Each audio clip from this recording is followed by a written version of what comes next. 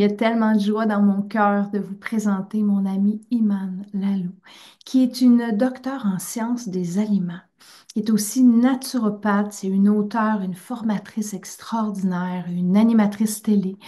C'est surtout une grande, grande résiliente, Un- une humaine de cœur. Vous allez voir que avec Iman, c'est toujours le cœur en avant. C'est profondément lumineux, son discours.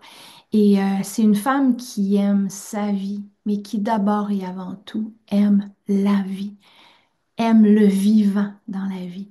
Et elle y fait honneur à cette vie-là parce qu'elle joue grand, Iman, dans sa vie et dans la vie.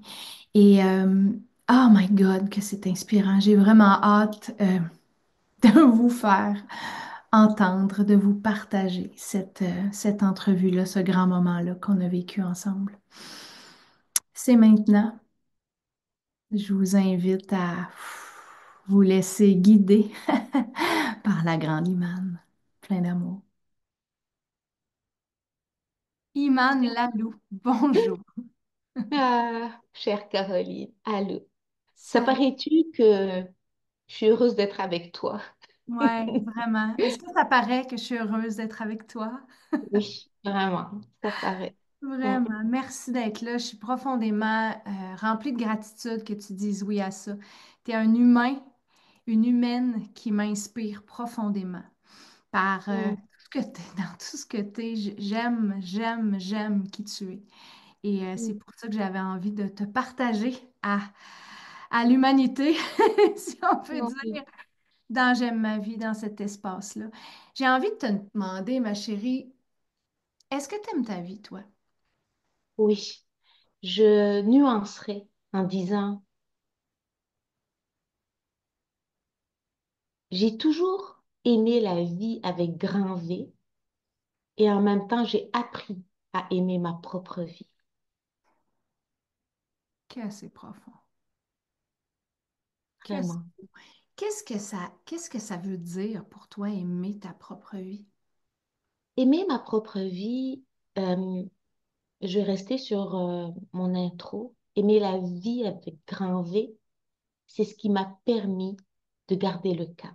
Hmm. Et en même temps, euh, je peux dire, pour rester très brève, mais pour que tu saisisses un petit peu l'essence de ce que je veux te transmettre, je suis née euh, dans le chaos. Dans le chaos parce que moi-même, euh, j'ai côtoyé la mort plusieurs fois dans ma vie. Je suis née avec des pathologies graves, un coma, bref.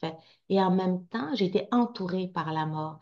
Ma maman est décédée, je ne l'ai jamais vue en santé. Elle est décédée quand j'avais 8 ans et autour de moi, tout le monde mourait. Toutes ses sœurs sont mortes. Donc pour moi, je voyais la mort autour de moi, je te dirais comme quelque chose qui faisait partie de mon environnement d'enfant. Et étrangement, pour dire que mon père a déjà préparé mon enterrement, et étrangement, quelque chose me rattachait à la vie, même enfant. Même en étant, je dirais, difforme, parce que j'avais vraiment un ventre énorme et j'étais toute petite. Donc, j'étais un petit monstre physiquement. Donc, j'étais très, très, très, très, très mal dans ma peau. J'ai côtoyé beaucoup le rejet, bien sûr, de certaines personnes, puis en même temps, le rejet de moi-même, petit à petit. Et cette, euh, je dirais cet environnement autant extérieur qu'intérieur a conditionné en moi quelque chose, une lutte, un combat. Donc, est-ce que j'aimais ma vie? Non.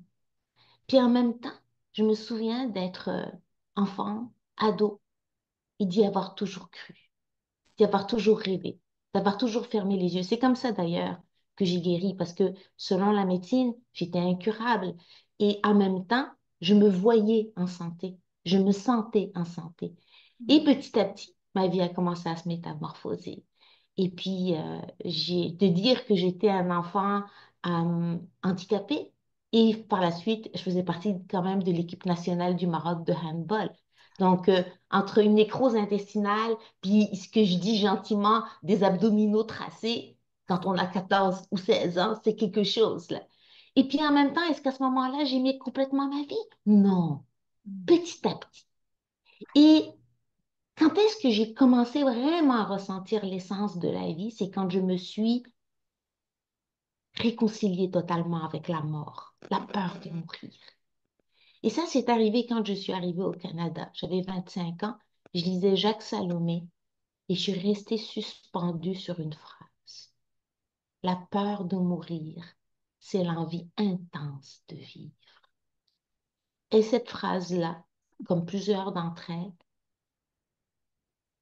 a été un de mes mantras. J'ai réalisé à quel point j'avais en moi quelque chose d'exceptionnel. Je ne savais pas combien de temps j'allais vivre. Eh bien, tant qu'à ne pas savoir, j'allais vivre, comme je disais souvent avec mon père, une de ces belles citations qu'on avait en commun d'un philosophe qu'il aimait beaucoup, puis je me souviens pas de son nom. Il disait, tu vis aujourd'hui comme si c'était ta dernière journée. Et en même temps, tu apprends comme si tu étais éternel. Eh Mm. bien, c'est ce que j'ai fait. Puis ça a porté fruit. Et puis aujourd'hui, est-ce que j'aime ma vie? Oh my God, oui.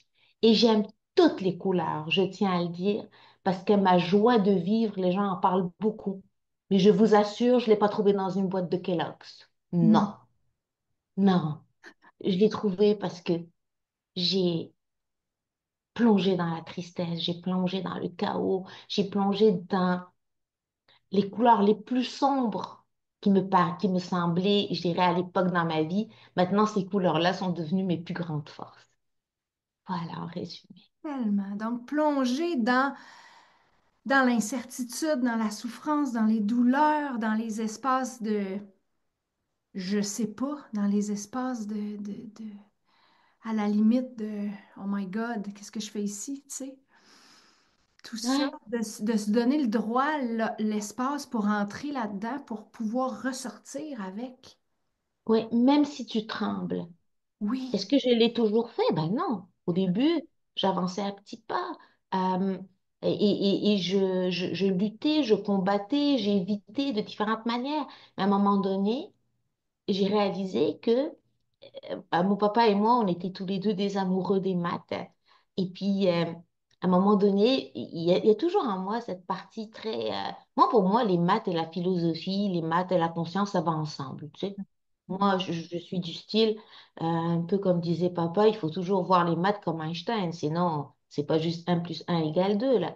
Puis, je me disais, oui, j'ai une partie qui est comment on dirait en anglais, mais en québécois, euh, je trouve pas le mot, mais bon, bref, vraiment inconsciente.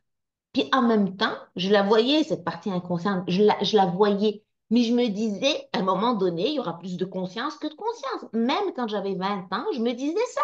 Donc, je me disais, regarde, plus tu vas nourrir cette conscience, plus tu vas voir combien euh, tu es affligé par le regard des autres, plus, mais à un moment donné, ça se peut pas que, que ça tourne pas, je dirais, dans l'autre sens. Et puis le fameux jour où euh, j'ai pensé à Jacques Salomé au Canada, le Canada était un grand tournant. Les gens me disent souvent pourquoi tu aimes le Québec. Je sais je sais pas, mais quand j'ai mis mes pieds, moi, à Montréal, même s'il faisait, c'était Moins 1000. 12 avril 97, il y avait tellement de neige, j'avais jamais vu autant de neige, Caroline, dans ma vie, je te jure, à Nancy, là, il y a 10 centimètres, je capotais. Et puis moi qui adore le soleil, moi qui adore la chaleur, je te jure, je me sentais chez moi. Hmm. Et puis, petit à petit, à un moment donné, il y a eu Jacques Salomé. Puis un jour, je me sentais pas bien. J'ai marché dans le Vieux-Québec, j'ai regardé les gens, c'était le premier printemps québécois. Les gens étaient tellement souriants, tu sais pas comment les gens sourient à ce moment-là. Et puis, moi, je les regardais, puis j'ai toujours trouvé les gens beaux, les femmes belles. Étrangement, même si ça m'affectait le regard que je portais sur moi, il y avait quelque chose en moi qui trouvait les gens lumineux. Puis je me disais, mais comment ils font? mais qu'est-ce qu'il ressent?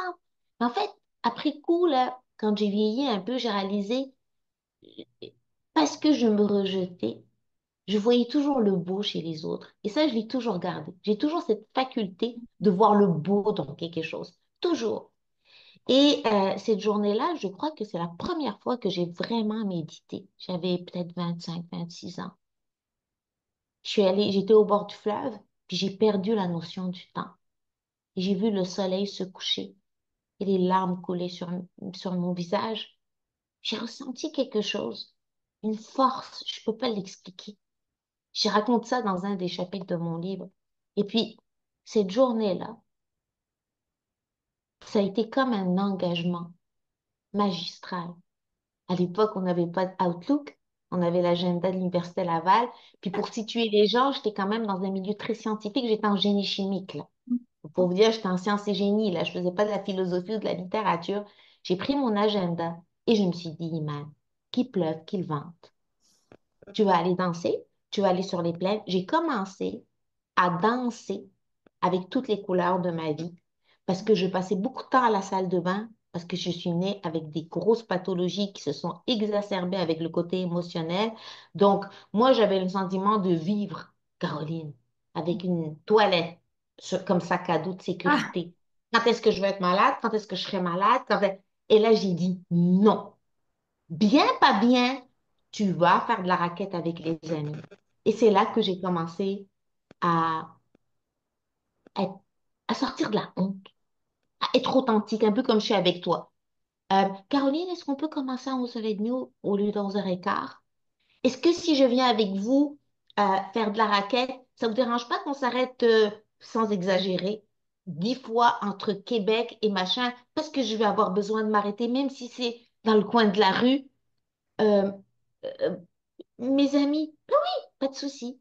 Et j'ai réalisé que les gens m'aimaient malgré tout. Et là, j'ai commencé petit à petit, parce que j'avais peur, à me sécuriser, m'enlever les couches, à être moi. Et c'est comme ça que j'ai réalisé que il y avait mon propre scénario. Et puis surtout, il y avait comment je le nourrissais.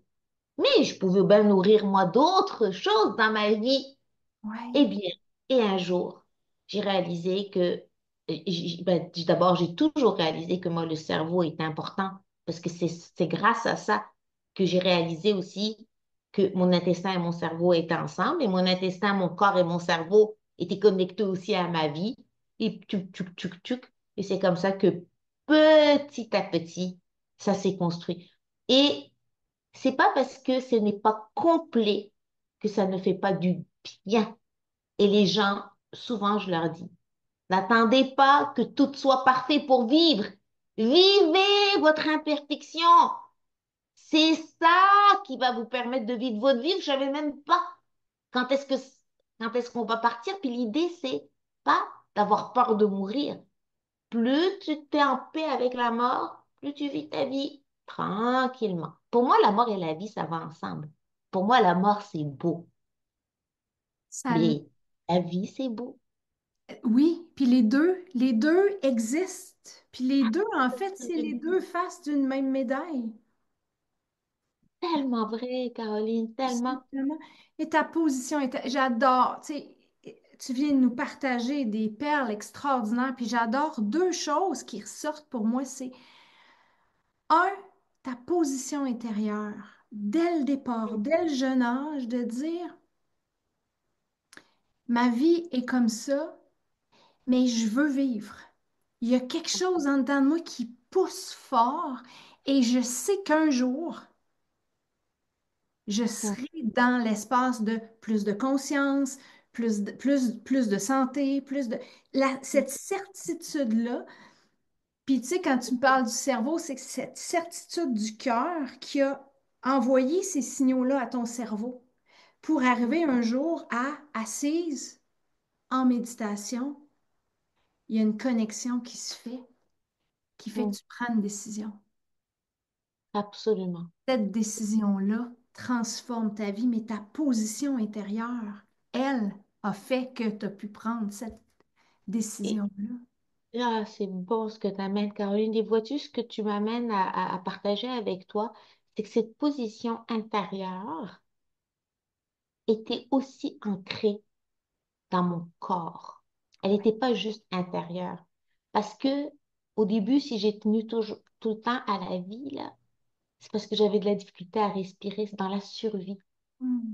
Tu me suis, hein, Caroline? C'est que Mm. mon corps, je survivais dans mon corps et j'adore ta phrase, la vie poussée. Quelque chose en moi voulait vivre parce que, à part ma grand-mère qui était analphabète, la maman de mon père qui était une femme exceptionnelle. C'est elle qui a cru en moi parce que j'ai pas mangé les premières journées de ma vie j'ai pas pris de lait maternel, j'ai pas eu de biberon. Elle me donnait des biberons de verveine et elle me massait avec de l'huile d'olive infusée dans je sais pas quoi. Et mon propre papa euh, qui a été et qui est encore pour moi, comme je lui dis tout le temps, mon Gandhi, là. Mm. Lui, c'est à 45 ans qu'il m'a dit, Iman, maintenant j'ai la certitude que tu vas vivre longtemps. Mais pour lui, eh ben oui, tout le monde disait que j'allais mourir. Mais dans mon corps, la douleur était tellement intense, Caroline, que je t'assure que je n'avais pas besoin d'études pour aller plonger dans la baignoire d'eau froide. Instinctivement, je me Ah. levais, j'étais un enfant, je remplissais la baignoire, puis je m'allongeais dedans, puis je dormais tellement j'avais mal aux jambes. Je ne, J'avais tellement de difficultés, j'avais tellement mal au ventre que j'ai appris que la respiration aidait. Mais je respirais pas dans mon abdomen. Donc la cohérence cardiaque, moi, je l'ai pas apprise dans les livres. Je l'ai ressentie comme un élan de comment je vais vivre. Et autour de moi, tu sais, c'est dur de grandir dans le doute. C'est dur quand les gens ne croient pas en toi physiquement. Mais je t'assure, Caroline, que moi, ce que j'ai ressenti, parce que quand ma maman a décédé, mon environnement affectif s'est transformé d'une manière magistrale. Mon papa s'est remarié et sans rentrer dans les détails, ça n'a pas été facile. Mais je peux t'assurer que c'est là que j'ai compris. C'était quoi l'incidence de notre santé émotionnelle. Parce que la douleur physique sur 10 était à 100, Eh. mais elle n'avait rien à voir avec la douleur émotionnelle de se sentir humilié, rejeté, rabaissé. Ça, là, j'ai trouvé ça encore plus tough. Et c'est comme ça qu'au fond de moi, déjà, là, à l'époque, j'avais 8 ans, j'ai réalisé que la santé physique, mentale, émotionnelle ne faisait qu'un. Et à l'époque, j'avais cette chance inouïe d'être un enfant, oui, qui avait beaucoup de difficultés au niveau primitif, tu sais, tout ce qui est marcher, digérer, bref, les choses simples de la vie, là. Mais Mhm. par contre, j'avais une faculté au niveau de mon cerveau. Il allait bien, il allait vite. Donc moi, là, je lisais en marchant. Tu sais, j'ai lu Einstein, j'ai lu des livres de psychologie enfant, j'ai lu des livres de philosophie, quelque part, je survivais, mais je me réfugiais dans un monde où je me retrouvais. Et c'est petit à petit que, oui, les gens peuvent trouver ça fabuleux, mais je peux affirmer que oui, c'est fabuleux dans la mesure où on a un pied sur terre, là. Parce que moi, là où j'ai commencé à aimer ma vie, c'est quand j'ai commencé à marcher sur les sentiers de la vie, à aimer ma vie autant que la philosophie, autant que, oui, c'est vrai qu'enfant, j'avais déjà des espaces de méditation, mais peux-tu te dire que j'en avais du chaos, là? Mais j'avais besoin de cette tranquillité, mais j'étais un enfant très intense, euh, faisais des maths, euh, j'avais des équations dans la tête, c'était trop. Je voyais de la science partout, mais c'était juste trop. Et demandez-moi pas pourquoi je suis pas restée en sciences et génie juste à petite portion, parce que j'adore les sciences et génie, j'adore la recherche, mais j'adore aussi euh, un autre univers. J'ai besoin de les combiner. Et c'est grâce à la science aussi que j'ai pour moi grandi intérieurement parce que la science m'a épatée, m'a fascinée. Et pour moi, la science explique la conscience. Et enfin, je le ressentais dans mon livre il y a, je sais pas combien de temps, en 2011, quand je l'ai écrit, je l'écrivais. Mon slogan, c'est unir la science et la conscience. Donc pour moi, c'était une évidence. Tout faisait un sens. La vie me fascine. C'est pour ça que je l'ai toujours aimée. Elle est fascinante. Elle est fascinante. Dis-moi, dans le concret, ma chérie, là, Dis-moi. si tu avais des outils, est-ce qu'il y a des outils de conscience, justement, que tu utilises au Hmm. quotidien ou que tu as utilisé après cet éveil-là? Parce que, en fait, à l'âge de 24-25 ans, quand tu t'es assise en méditation puis que tu as pris une décision, c'est un éveil, c'est une espèce Hmm. d'ouverture de la conscience avec une prise de décision solide qui crée un mouvement immense. Est-ce que il y a concrètement des outils que tu as mis en place ou que tu as appris, mais ou que tu as mis en place par toi-même, Absolument. que tu utilises encore aujourd'hui ou Bien qui sont sûr, devenus absolument. comme tellement habituels et ancrés que tu n'as même plus à y penser, là. Absolument. Je dirais au début, cette décision, moi, c'est ce que j'appelle l'engagement, mais on est nombreux à l'appeler cibler l'engagement. Ça veut dire que en ce moment, mon désir profond de vivre la vie qui me fait vibrer, qui m'anime, est encore plus grand que les peurs et les insécurités, les émotions. Et je les reconnais, mais en même temps, c'est fort, c'est comme un feu d'artifice. Mais est-ce que c'est facile? Non. Et après, moi, je crois personnellement que ça demande, oui, un engagement, mais ce n'est pas suffisant. Et ça demande une régulation au niveau du corps. Pourquoi? Parce que ces peurs-là ont un aspect physiologique, ont un aspect émotionnel et on peut avoir aussi, bien sûr, un stress chimique, hein, une infection à quelque chose, une contamination, bref, de l'eau de Javel, ça c'est chimique, une brûlure, c'est chimique. Mais ça, mettons, que c'est rare. Physiologique, c'est un trauma, je suis tombée, etc. Moi, dans mon cas, bon, ben, il y avait bien des désordres, oui, c'est vrai, physiologiques. Puis, en même temps, émotionnel. Le plus tough, c'est l'émotionnel. Mais il faut bien renforcer d'abord ce qui est beau. Regardez ce qui est bien, nos points forts. Souvent, quand ça va mal, on voit juste ce qui va mal. Moi, je vois la santé comme un soleil avec des rayons. Par exemple, les gens me disent, ouais, toi, ta spécialité, ton expertise, c'est l'alimentation.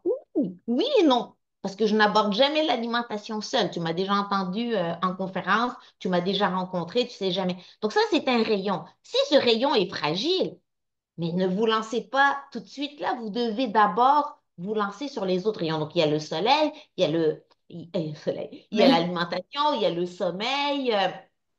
Il y a le mouvement, il y a notre vie professionnelle, notre vie relationnelle, il y a nos passions, il y a nos si. Donc, vous prenez vraiment un dessin et puis vous voyez qu'est-ce qui ne va pas, qu'est-ce qui vous nourrit dans la vie, qu'est-ce que vous aimez. Prenez une feuille, comme le cœur derrière toi, un cœur recto, un cœur verso. Et là, dans le cœur recto, vous mettez tout ce qui vous anime. Verso, tout ce qui vous limite. Ben, si vous passez toute votre vie à lutter sur ce qui ne va pas, mais vous n'allez jamais nourrir le reste. Vous devez faire l'un et l'autre. Et au début, le corps, il faut sortir de nos automatismes. Donnez-lui de la sécurité pour qu'il agisse d'une manière cohérente. Regardez, les amis, je vais vous dire, un être humain n'est pas fait pour être assis toute la journée. On a beau s'imaginer être des athlètes nationaux parce qu'on vient de marcher 30 ou 45 minutes par jour, non. Alors, c'est un minimum. Le corps humain vit un stress physiologique quand il ne bouge pas, quand il ne dort pas, quand il ne respire pas, quand il ne boit pas d'eau. On commence par les choses simples. Commencez déjà à vous dire dans votre agenda quand est-ce que vous allez bouger. Et là, on va rajouter une petite nuance Tant qu'à bouger, on va faire ce qu'on aime. C'est sortir de je marche pas pour être en santé, je marche pour être avec moi, pour être en vie, pour apprendre à décrocher de le blabla, blabla, blabla, blabla. Les choses qu'on aime, ça demande de l'attention. Essaye d'embrasser un homme que tu aimes ou une femme que tu aimes en pensant à ton hypothèque. Ça donne pas un bon résultat. Pantoute, pantoute. Ah, mon fils dirait que je prononce bien le pantoute sur ce coup-là. Et ça va vous amener en fait à réguler votre corps. Vous devez amener dans votre système nerveux, il y a plusieurs aspects et je ne rentrerai pas dans les détails, mais si je rentre dans nos automatismes, ça, c'est la partie qui gère la peur. Mais c'est elle qui gère la régénération, le système nerveux autonome. Donc, si vous êtes tout le temps, vous nourrissez toujours la partie du sympathique et vous êtes comme ça, attendez-vous pas à être en mode construction. Vous êtes en mode stress, lutte, combat, etc. Pour régénérer votre corps, d'ailleurs, et votre cœur aussi, votre intestin, etc., vous devez apporter d'abord l'état physiologique d'un bébé. Je respire. Regardez un bébé respirer. Gros bedon, petit bedon. Alors au début, je commence, pense pas, c'est même pas méditation. Pensez gros bedon, petit bedon, je suis dans mon lit. Est-ce que je peux rester dans mon lit 2 minutes avant de prendre, et pas 2 minutes, vous restez dans le lit 2 minutes, s'il vous plaît, ne l'allumez pas. Mais qu'est-ce qu'on veut savoir sur la vie des autres? Est-ce que c'est ça qui... Quand vous ne savez pas, dites-vous, est-ce que c'est de ça que je vais m'occuper, moi, à 90 ans? Non. Alors, commencez simple, mais commencez réaliste.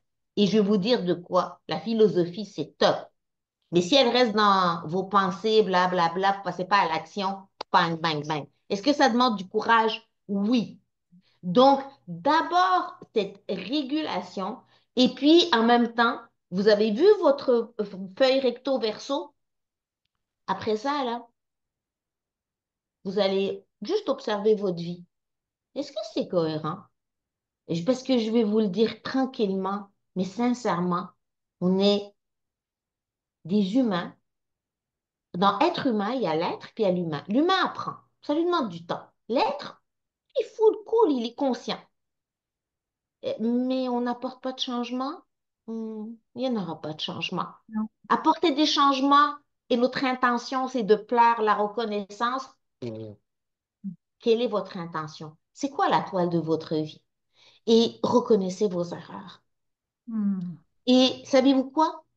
Allumez la musique à fond, là, Danser. puis dansez. Si vous, même si vous dansez, vous chantez faux, là, comme si personne ne vous regardait. Commencez seul. Hmm.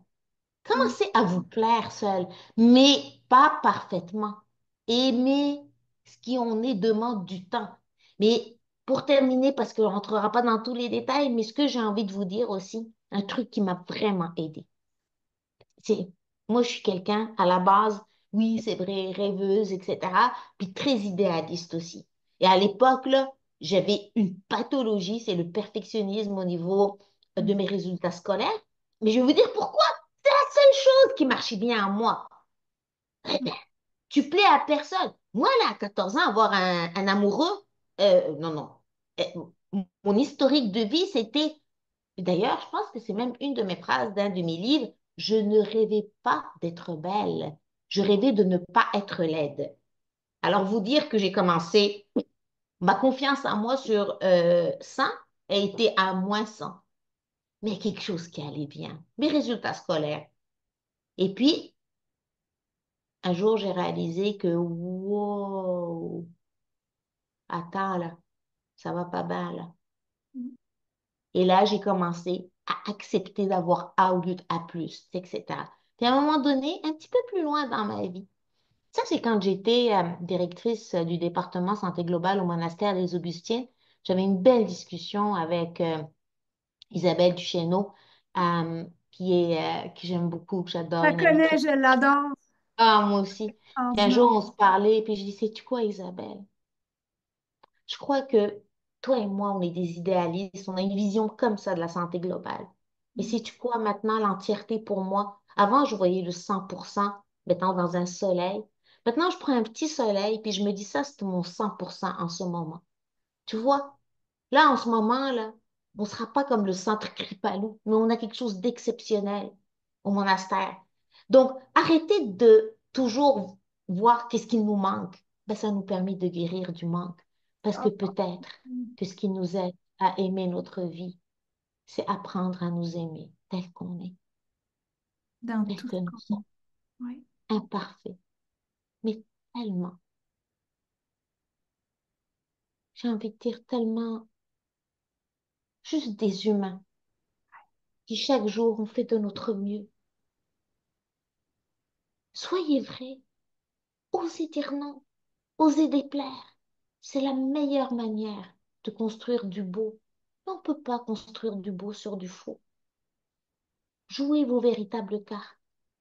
Déplaire, c'est assumer que je suis capable de déplaire et en même temps de m'aimer. C'est pas facile, mais je vous assure, ça goûte merveilleusement. Ah, ça goûte merveilleusement bon. Merci de tout mon cœur. Quelle joie de jouer avec toi. T'es Mm. profondément inspirante, vraiment. Oh, c'est tellement partagé, tu le sais, Caroline.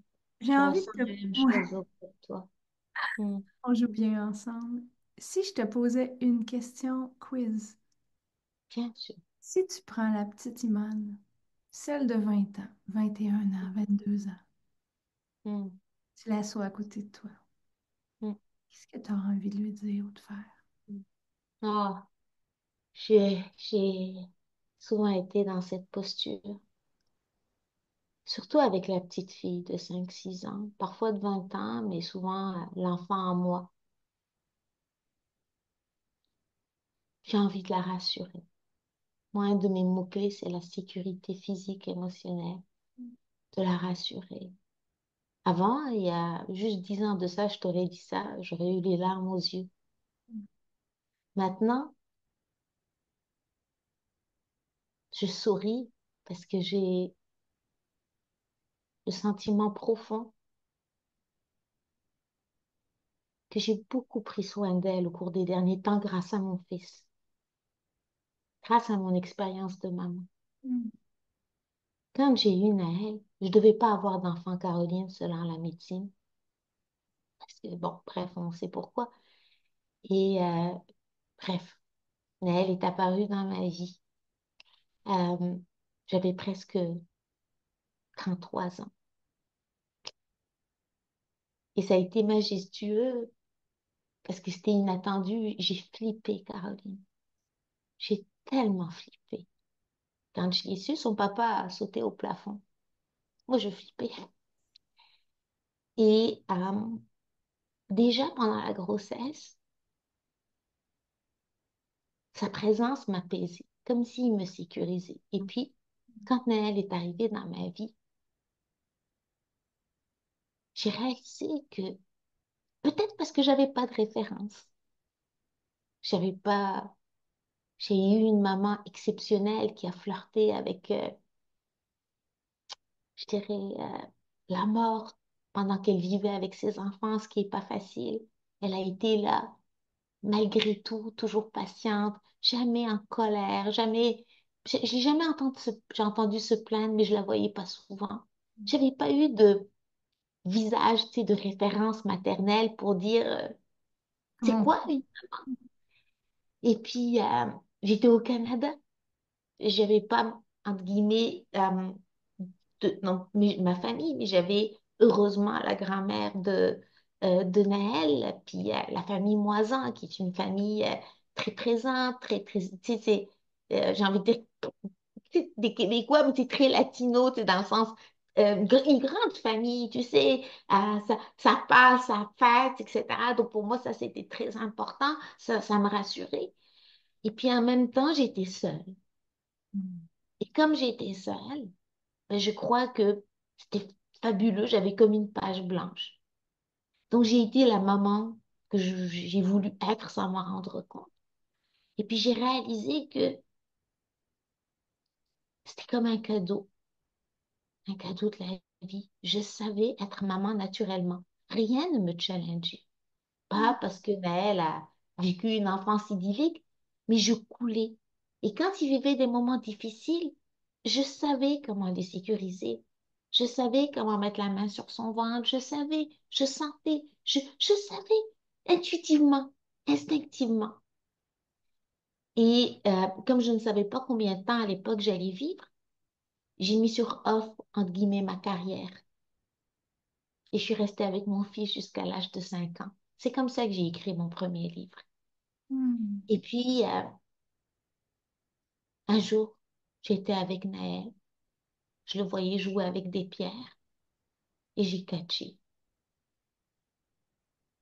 Je me suis donné comme mission de m'aimer un jour autant que j'aime mon fils. Et que si je savais comment aimer mon fils intuitivement, je devais avoir ce talent pour moi. Et puis, grâce à mon fils, je suis devenue ma propre maman. Et ça a pris du temps, beaucoup de temps. Au début, là, je le voyais, puis, God, cet amour que j'ai pour lui, tellement grand, tellement,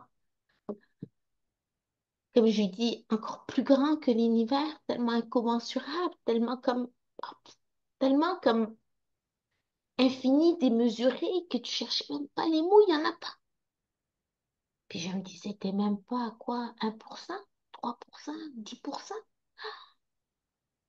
Mon Dieu, je me suis dit peut-être 10. Tu sais, donc quand j'ai eu mon fils, j'avais construit quelque chose comment je dirais ça, qui me permettait de survivre et j'étais tellement loin de la vie. Et pourtant, autour de moi, les gens m'aimaient, c'était pas un souci. J'avais pas l'environnement d'avant. Mais c'est pour ça que moi, les neurosciences me fascinaient. C'est comme si je vivais dans mon environnement d'avant. Comme Et si tu puis, vivais dans le petit passé. à petit, là, je dirais que un jour, j'ai dépassé le 50%. C'est devenu déjà plus confortable. Et puis là, je me dis, sans être dans le quantitatif, mais je suis plus proche de cet état de plénitude. J'ai réalisé que l'amour, finalement, c'était se réconcilier avec tout ce vide et surtout, c'est quoi le non-amour? Hmm. Chacun ou la notre façon. Pour moi, ça a été le rejet, l'humiliation, etc. Et puis, petit à petit, je suis devenue une maman pour moi. Hmm. Et puis, j'ai réalisé que la vie a toujours été une maman pour moi. Et j'ai réalisé après que ma maman était absente, mais a toujours été présente. Hmm. Et que mon papa a été un homme exceptionnel. Et que toute ma vie, en vérité, résonne sur lui. Mais la dernière note de la musique, Hmm. c'est Hmm. souvent nous-mêmes. Et Ouais. même si on a grandi dans la violence, même si on a grandi dans le rejet, je vous assure, mes chers amis, et on n'a pas besoin, je tiens à le souligner, d'avoir des enfances très chaotiques pour avoir des douleurs très légitimes. Non, tout le monde, toutes les douleurs sont légitimes. Absolument, Et absolument. moi, la douleur des gens, vous avez une enfance très fonctionnelle, vous avez une douleur, bien sûr, Hmm. pas besoin d'eux, mais on n'a pas besoin de vivre dans la douleur toute notre vie. Non. Et on n'a Ah, surtout pas besoin non plus d'y reposer. Tu sais, moi, là, je me sens mieux depuis que je me raconte moi. Donc, moi, là, je réponds à tes questions avec joie. Je replonge hmm. à maintenant avec, tu sais, comme avec, j'ai envie de dire, dans un état de détachement dans le passé. Mais Hmm. avant, ouh, peut-être pas devant les caméras parce que ça a toujours été quelque chose de protégé, comme les consultations. On dirait que c'est mon état de conscience qui gère, entre guillemets. Ouais. Et là, ici, là, Ouais. ah, on aime ça, hein, se victimiser. Oui, mais t'as eu ci, oui, mais t'as eu ça, oui, nana. On se raconte, on se raconte. Mais un jour, on arrête de se raconter, mais on écrit l'histoire de notre Ouais. vie. Et Ouais. ça, c'est différent. Mais en fait, c'est ça, c'est que tu arrêtes de te raconter parce que tu as traversé le chemin, puis parce que maintenant, puis ça revient à ce que tu disais au début, qu'est-ce que je choisis de regarder maintenant? Je regarde Voilà. vers le soleil, je regarde vers la vie, vers mon amour Exact, pour cette vie-là. Merci. exact. Qu'est-ce qui Ah, s'en vient de beau pour toi, ma chérie, cette année? qu'est-ce qu'il y a de nouveau? Eh bien, Pas nouveau, mais de beau, de de joyeux. beau, Ouais. euh, ben, je dirais d'abord, pour rester sur notre note ensoleillée, poursuivre mon chemin. Poursuivre mon chemin en m'abandonnant. Moi, j'aime beaucoup le verbe je m'abandonne. J'aime beaucoup l'imprévisible. J'ai souvent aimé le côté, on aime ça hein, quand tout est contrôlé. Non, maintenant, j'aime quand la vie me séduit. Alors, je m'ouvre à la vie, aux rencontres imprévisibles, à l'amour, je dirais, avec tous les A possibles, parce que pour moi, tous les amours sont des soleils qui éclaire mon chemin. Et j'aime jouer avec le monde, comme pour reprendre ton mot à toi. Moi, je dis souvent danser avec la vie parce que oui, c'est cliché, mais on l'aime tellement. Mais j'aime aussi danser avec les gens. J'aime les collaborations. Donc, m'ouvrir à des collaborations, ça, c'est quelque chose vraiment qui m'anime. Bien sûr, poursuivre mon chemin one-on-one pour aider les gens, les accompagner, comme je l'ai dit souvent, grandir à leur côté. Les groupes, je poursuis. J'ai une formation au mois de février que j'aime toujours donner. C'est vraiment, évidemment, on le sait que ça sert à rien d'avoir des résolutions, mais comment justement instaurer cet état physique, mental et émotionnel pour passer vraiment de nos intentions à l'action. Donc, ma santé en 2025, c'est une formation virtuelle. J'ai un voyage qui est d'ailleurs complet. Oui. On part au mois de mars dans le désert au Maroc. C'est très symbolique pour moi, unir mes deux pays. C'est un voyage vraiment emblématique pour moi. J'ai foulé le désert il y a 2 ans toute seule avec mon petit frère et deux guides, pas avec un groupe. Et l'idée, c'était d'y aller pour voir vraiment ce que je ressentais. Et maintenant, je pars vraiment, je suis partie pour boucler. Là, je pars vraiment pour unifier. Vraiment, c'est quelque chose. Et un prochain voyage qui va arriver, 2 voyages par année au mois de novembre, probablement le Costa Rica, un pays qui m'a touchée. Les conférences, les formations, bien sûr, en entreprise et des formations aussi qui vont revenir cet été en groupe. Je ne donne pas mon slogan, mais vous allez le découvrir bientôt. J'ai une intuition et je sens que ça va être, je dirais, un, un- un- comment je dirais ça, un beau soleil dans ma vie, quelque chose qui va résumer, je dirais, beaucoup de choses de ce que je suis et ça va être la thématique de mes prochains voyages et de mes prochaines formations. Ah, Donc, dans l'ensemble, ça ressemble à ça. suivre ses intuitions, hein. Parce que si tu Oui. as cette intuition-là, c'est parce qu'il y a quelqu'un qui en a besoin. Hmm. Ça, le chemin aussi. C'est pas pour toi. Ouais. C'est ça, c'est évident. Hmm. Tu m'as demandé tout à l'heure, Caroline, là, puis je crois que ça aiderait le monde. Une des choses qui m'a aidée. Moi, j'ai besoin de me sentir en paix avec moi-même. Quand vous avez une intuition, même, on va l'analyser. Quelque chose aussi simple. Je pars à Québec ou je reste à Montréal? Je pars à Québec ou ça? Vous sentez une intuition pour Montréal? Allez-y, même si vous avez peur. Allez au spectacle de jazz. Je dis pas de le faire quand il y a une tempête de neige, non, c'est pas ça l'idée. Mais l'idée, c'est de dire, quand on ressent une intuition, comme je dis non à ce projet, moi, j'ai renoncé à beaucoup de projets qui sont très lucratifs, mais qui résonnent pas dans mon cœur. C'est non. T'as vu quand tu m'as envoyé le message, Iman, veux-tu, nanana? Je pas besoin de réfléchir, c'est oui tout de suite. Je sais même pas c'est quoi le contenu, mais c'est oui. Un grand oui. Et Ouais. ça, là, je crois que on gagnerait Mm. à laisser parler cette petite voix qui n'est absolument pas une petite voix en nous. Pour moi, ce n'est pas une petite voix. Mm. Ça, c'est la voix, VOIE de notre vie. Ouais. Ouais, c'est la C'est sage en notre vraie vie. Puis il n'y a pas de mental à aller explorer là-dedans. Ça vient pas de là, ça vient d'ici. Fait que, Exactement, exactement.